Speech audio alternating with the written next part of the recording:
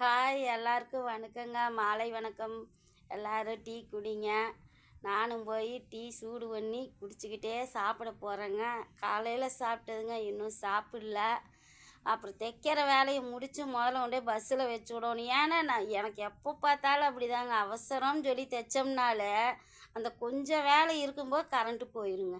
Current போயிடுச்சுன்னா ரொம்ப வச்சு விட முடியாத அளவுக்கு இதாகுதுன்னு போட்டு இன்றைக்கி உட்காந்து தைச்சி எல்லாம் முடிச்சுட்டு தான் எந்திரிக்கொண்டு உட்காந்து தைச்சேங்க. அப்படியோ ஒரு 3:45 ஆயிடுச்சு தைச்சி முடிக்கும்போது.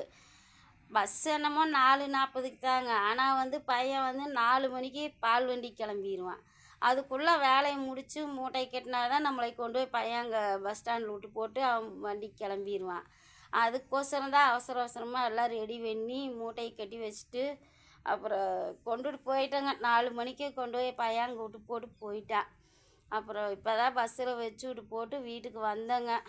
என்ன பண்ணுறது, வச்சு விட்றக்கே ஆள் இல்லைங்க. ரொம்ப கஷ்டமாக தாங்க இருக்குது. பெரிய மூட்டையாக இருக்குது, தூக்கியே வைக்க முடியல. இப்படியோ வச்சு விட்டேங்க. ஒரு வழியாக வச்சு விட்டு வந்தாச்சு. நீ சோல்ட்ரு வைக்கிறது இருந்தால் அந்த அண்ணன் வச்சு விடுவாங்க. கப்பு ஜாயின்ன்றது நீ ஜாயின் பண்ணி வேலை முடிக்க முடியாது ரம்ஜானுக்குள்ளார. அதனால் சோல்ட்ரு வைக்கிறது கொடுத்தாலும் கொடுப்பாங்க. சரி வாங்கி தைப்போம், என்ன கொடுத்தாலும் சரி வாங்கி தைப்பேங்க.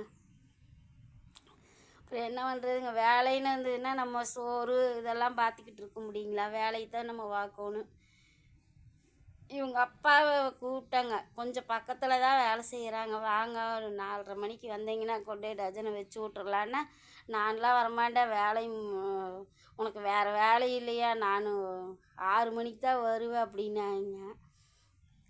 இப்போ என்னங்கிறாங்க ஃபோன் பண்ணி, மழை வேறு வர மாதிரி மோடம் போட்டுட்ருக்குது, நான் கஷ்டப்பட்டு அங்கேருந்து வீட்டுக்கு வந்த விருப்போடு நானும் கிளம்பிட்டேன், நீ வர்ற அப்படிங்கிறாங்க. கொழுப்பு தானுங்க. கூப்பிடும்போது வரமாட்டாங்க. அங்கே 3/4 மணி நேரம் உட்காந்துருந்து போட்டு பஸ்ஸில் வச்சு விட்டு அங்கேருந்து நடந்து வீட்டுக்கு வந்தேன். இவங்களையெல்லாம் என்னத்தைங்க சொல்கிறது, எப்போவுமே அப்படிதாங்க. எங்கேயாவது போனோம்னா நம்ம பஸ் விட்டு இறங்கி நின்றுட்டு கூப்பிட்டோம்னா, இப்போல்லாம் நம்மளால் வர முடியாது, நீ அப்படியே வீட்டுக்கு போயிரு அப்படிம்பாங்க. நம்ம வீட்டுக்கு வந்தோடனே பின்னாடியே வருவாங்க வண்டியில்.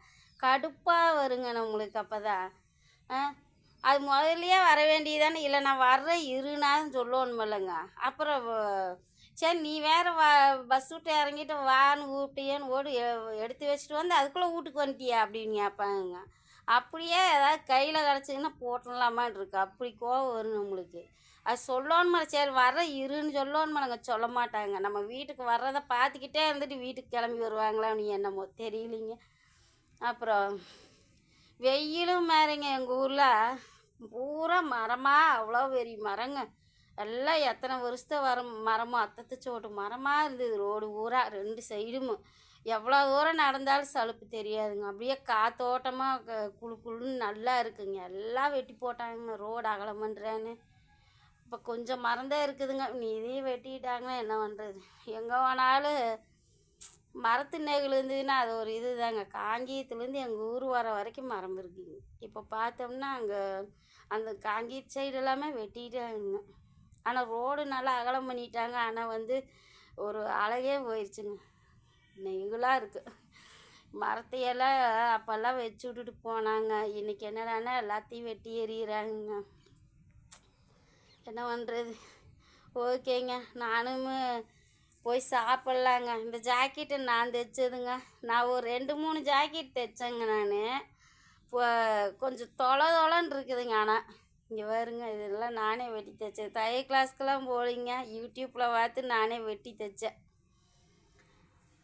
அப்புறம் நம்மளுக்கு நேரம் இருக்கிறது இல்லைங்க. கம்பெனிக்கு தைக்கிறோமில்ல, அதனால் நம்மளுக்கு நேரம் இருக்கிறது இல்லை இதில் தைச்சி பழகிறதுக்கு. பழகணுங்க. ஆனால் பழகிட்டோம்னா நல்லது தான் ஜாக்கெட் தைக்கிறது. எங்கள் அக்காலாம் பாருங்க தையல் கிளாஸ்க்காக போச்சு, ஜாக்கெட் தைக்கி எல்லாமே தைக்கிங்க. சுடிதாரு, பாவாடை சட்டை எல்லாம் தைக்கி பழகிருச்சு எல்லாம். எங்கள் அக்கா பிள்ளைக்கு சுடிதார் தைச்சிது, கவுன் தைச்சிது, சுடிதார் தைச்சிது, அப்படியே எல்லாம் பழகி இப்போ வெளியிலே எல்லாத்துக்கும் தைக்கிறாங்க.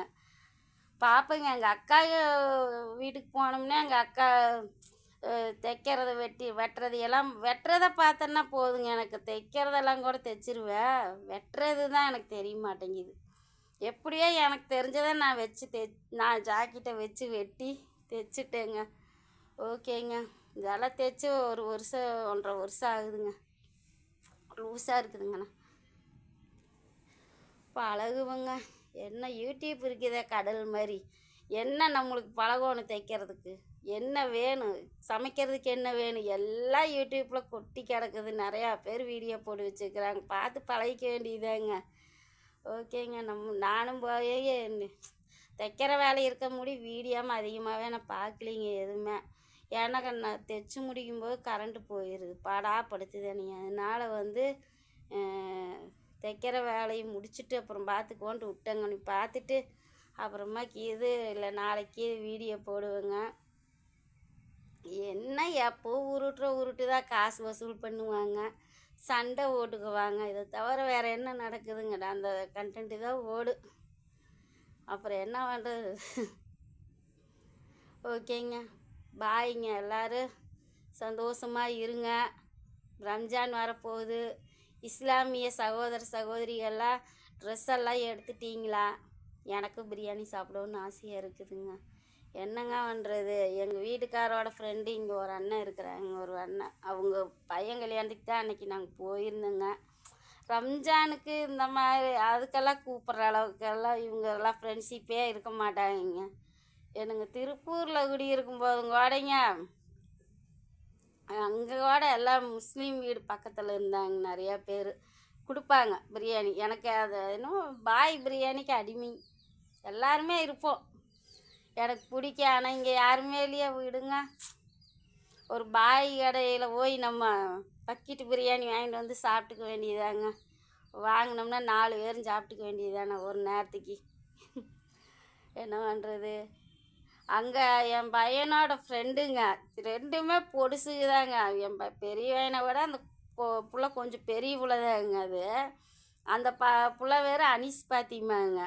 என் பையன் இது 2 பேரும் ஒன்றாவே விளையாண்டுக்கிட்டு இருப்பாங்க. என் பையன் ₹1 கொண்டுட்டு போய் அந்த பிள்ளையும் கூட்டிகிட்டு போய் இது இப்போ தான் நடந்து ஒரு 1.5 1.25 வயசு தான் இருக்குங்க.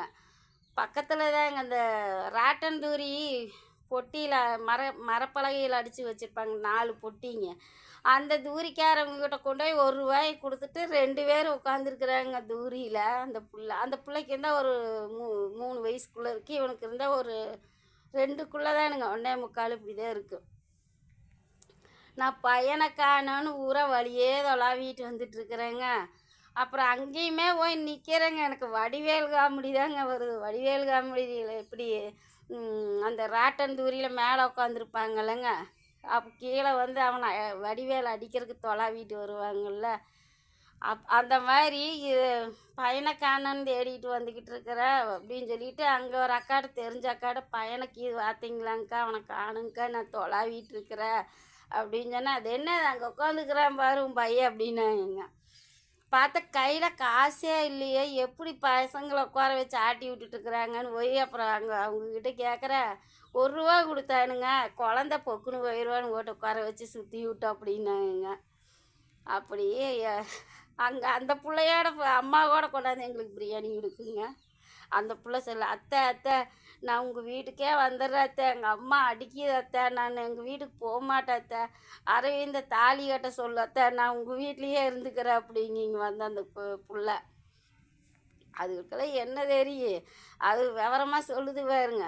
எங்கள் வீட்டில் வந்து இருந்துக்கிறாங்க, அவங்க அம்மா அடிக்கிதாம்மா, பற்றி விட்றாங்களாம்மாங்க அப்படிங்கி. இப்போல்லாம் எப்படி இருக்கிறாங்களோ என்னன்னு தெரியலிங்க. ஓகேங்க, பாய்ங்க, ரொம்ப லேட் ஆயிடுச்சு. பாய் பாய். நானும் போய் சாப்பிட்றேன், பிஸ்கிட்டு சாப்பிட்றேங்க. நீங்களே டீ குடிங்க, பஜ்ஜி சாப்பிடுங்க, சாப்பிடாதவங்க சாப்பிடுங்க. ஓகேங்களா? பாய்.